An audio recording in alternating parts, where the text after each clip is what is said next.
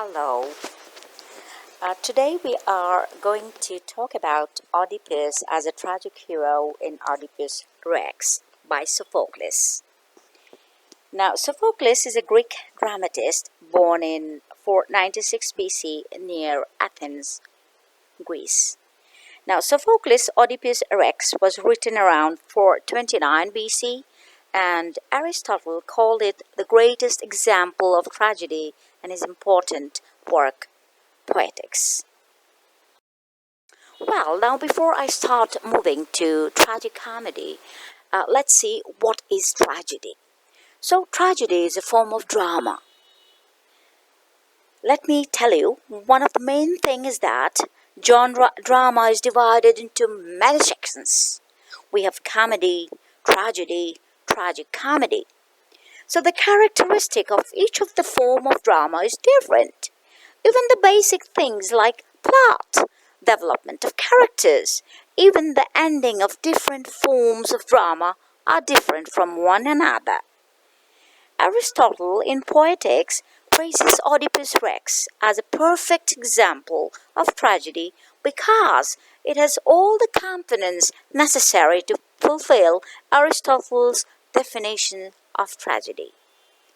So, tragedy is a form of drama based on human sufferings, dealing with tragic events and having an unhappy ending, especially one concerning the downfall of the main character or the protagonist. Aristotle is of the view that our tragedy depicts the downfall of basically a good person through some fatal error or misjudgment, producing suffering of the protagonist and arousing pity and fear, which we also call catharsis. So, catharsis is an emotional release, emotional discharge through which one can achieve a state of liberation from anxiety and stress. It's like cleansing of emotions of the characters. Let me give you an example. When Oedipus blinded himself with the brooch, the pin, just imagine blood all over his face, create a sense of fear. While he was blinding himself, Jocasta committing suicide, and Oedipus' decision of self-exile and his speech for his ill-fated daughters create a sense of pity. So audience feel pity and fearful for Oedipus as the punishment were quite severe during the dramatic action that followed. Here comes the definition of tragic hero. A tragic hero is a hero on whose action the plot develops. Now, in a literary piece like tragedy, a tragic hero is the person who is suffering from the character flaws or makes judgment error that inevitably leads to his or her downfall. The tragic hero is different than normal hero. Normal hero means from the heroes of comedies and other forms of drama.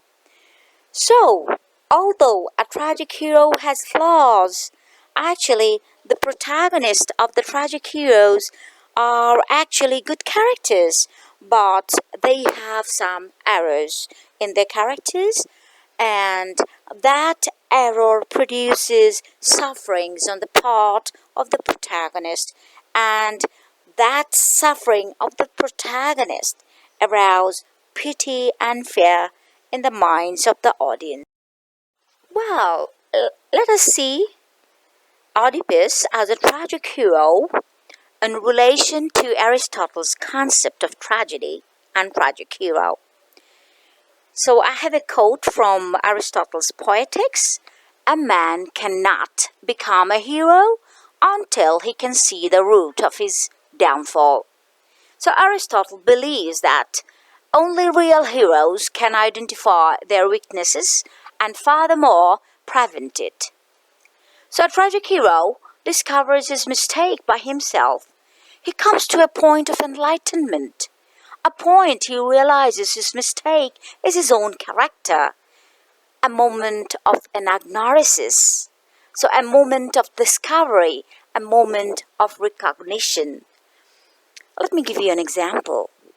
He's like King Lear when he realizes that his two elder daughters do not really love him as his younger daughter, Cordelia, whom he banishes. But it was too late. In addition to other qualities of a tragic hero, it is necessary for the tragic hero to develop from the state of ignorance into the state of knowledge. If he doesn't realize his own mistake, it means that there is no development in his own character. He's no longer a round character, rather a static one. Now, when a messenger comes and reveals to King Oedipus his true birth, leading to the resolution of the story. Now, Oedipus then recognizes his queen Jocasta as his real mother, and whom he killed at Crossroad is his real father. Secrets are revealed. This discovery, this recognition, this moment of recognition is anagnorisis. He recognizes his true nature. He discovers the truth about his real identity. Another example of Oedipus as a tragic hero in relation to Aristotle's concept of tragedy and tragic hero. Another quote from Aristotle's Poetics: "Tragedy is an imitation of a noble and complete action.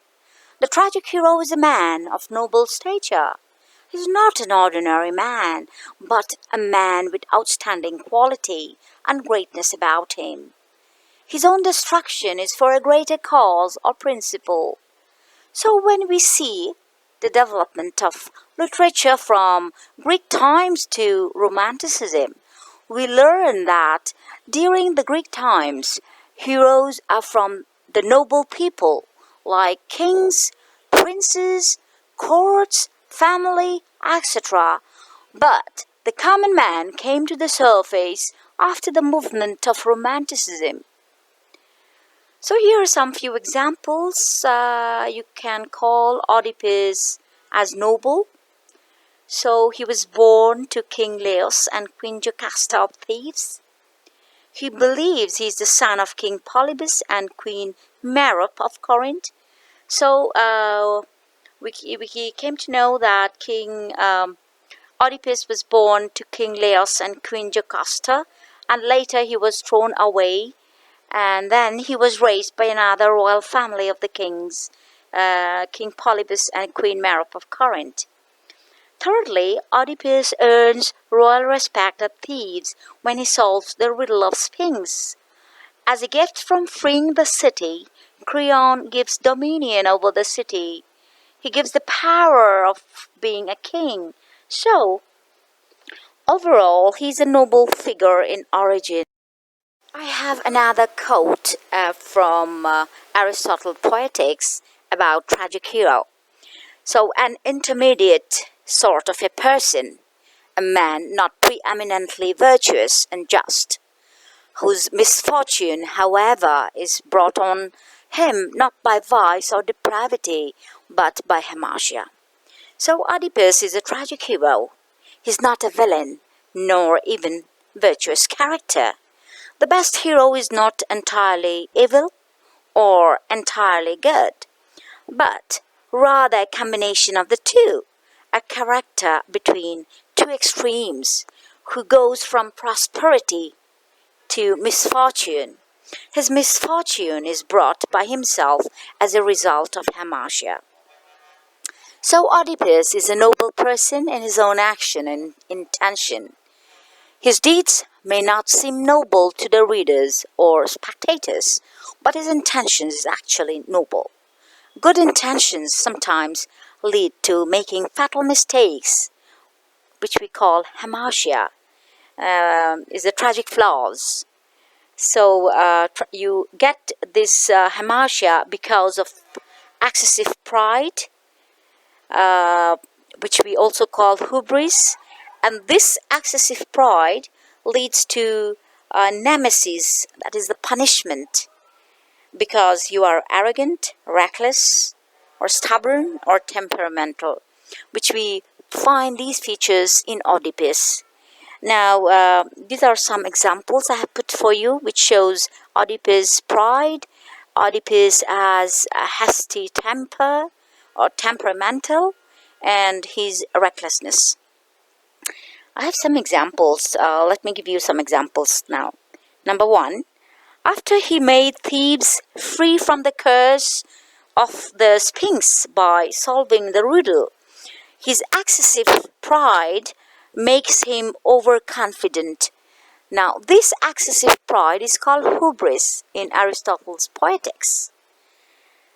Another example, when Oedipus hears that the blind prophet Tiresias, we call it Tiresias, that he was he who killed the late king Laos and brought plague upon his people, he becomes furious and later convinces that the priest is lying and is conspiring with Creon, his own brother-in-law. He threatens the prophet and calls him worthless. This shows his temper. Just imagine a priest who is a man of religion and has a status in society. Oedipus calls him worthless and insolent, which without thinking. So it shows him as a temperamental figure. Another example of his recklessness, when no one confesses to the murder of Laos, he loses patience immediately. So, being arrogant, stubborn, temperamental are all tragic flaws which leads to one's own downfall. And we find all these characters in Oedipus. So, in the previous slide, we have seen Oedipus' nobility in origin. Now, this talks about nobility in action, his goodness. He must be good, but not perfect. So, he has his imperfection, which I'm going to tackle later. He left Corinth to Thebes for the sake of not making the prophecy of the oracle come true. So he doesn't know that King Polybus and Queen Merope are not his real parents. So this shows his goodness in action. Oedipus answered the Sphinx riddle to save Thebes. This shows his unmatched love. Fourthly, he pronounces a curse on the murderer and promises to make him live in darkness. So this shows him as a just person. When the messenger comes back from Corinth telling him that King Polybus has died, Oedipus becomes happy, not because he died, but because he did not kill his father as the oracle has prophesied. Lastly, he sacrificed for a nobler objective, which is removing the plague from Thebes. He punished himself when he blinded and exiled himself from Thebes for the sake of removing the plague for a greater cause. So this shows his nobility in action. It may be debatable as to whether the murder of life-threatening stranger and the marriage of a consort are crimes.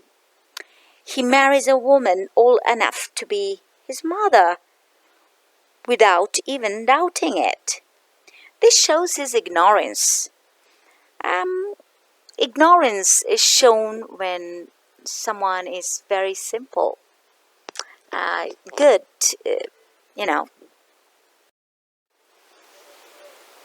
And there are some more. He was, in order to be a tragic hero, you have to be very consistent. So from the beginning of the play to the end, Oedipus is determined to figure out who killed Laos. He never gave up on truth. Sometimes this is considered as a tragic flaw. his good intentions of knowing the truth eventually leads to his own downfall. It bothers him to know that King Leo's murderer has gone unpunished all these years and that justice has not been served. At the end of the play, after Oedipus has discovered that he is the one to be blamed for the killing of the king, instead of begging for mercy, instead of begging for forgiveness, he immediately demands that the curses that he laid against the murderer should be inflicted upon him. He shows that the laws he set apply to everyone. So, as a protagonist, as a tragic hero, he speaks and acts according to his rank and status. So, he is a man of action. So, a tragic hero has his own imperfection. So when he decided to go to the oracle at Delphi to ask about his parents, hoping to get an answer. So this is his imperfection. He could have trusted what his own parents said. Why do you have to go to seek more information, more knowledge? It means he trusted oracle more than his parents. This is his imperfection. Another example, he thinks Creon is conspiring against him and plotting to kill him for the throne. Oedipus accuses Creon of conspiracy. Creon is supposed to be his brother-in-law, but for a moment he accused him of conspiring against him. He forgot all the good relationship he had with Creon. So this is another feature of his imperfection. So some of the characteristic of a tragic hero. The tragic hero should be good, renowned, and prosperous. In Oedipus Rex, we have seen all these three qualities in him. He should be courageous and dear to everyone. Courageous in the sense he alone kills all the group. When he kills his father, King Leos, without unknowingly. So this shows his courage. He should be true to life. He shouldn't be exaggerated that we can all believe him. That anyone of the audience should be able to identify himself or herself with the feelings or emotions undergone by the hero because they are closer to real life or real life situations. He struggles against the forces of his fate.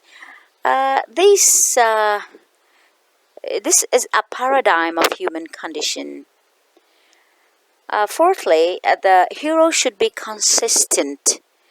Now, if in a play we have a person behaving in one scene something and in other scene in another way, then we cannot believe in that character. So there should be consistency. So the hero should be consistent in the sense that whatever qualities or weaknesses assigned to him should be consistently there with him throughout the beginning to till the end.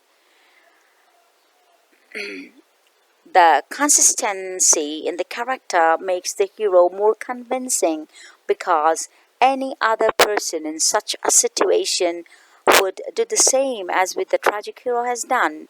So, in the end, when he demands that the curses that he laid against the murderer should be inflicted upon him, so this shows he is true to his words. So he's consistent. Now, all the adversities that the tragic hero is facing or experiencing due to a reversal of his fortune must be due to some weakness or flaw in his character. So he begins as a king. Later, he commits the sin of parricide and incest, although unconsciously, and fulfills his fate of killing his father and marrying his mother. This shows the reversal of his fortune. In Aristotle Poetics, we call it peripeteia. So, lastly, it's an error in judgment resulted from the flaw or weaknesses in the character of the hero that reverses his fortune to a pitiful status, arousing the feeling of pity in the play.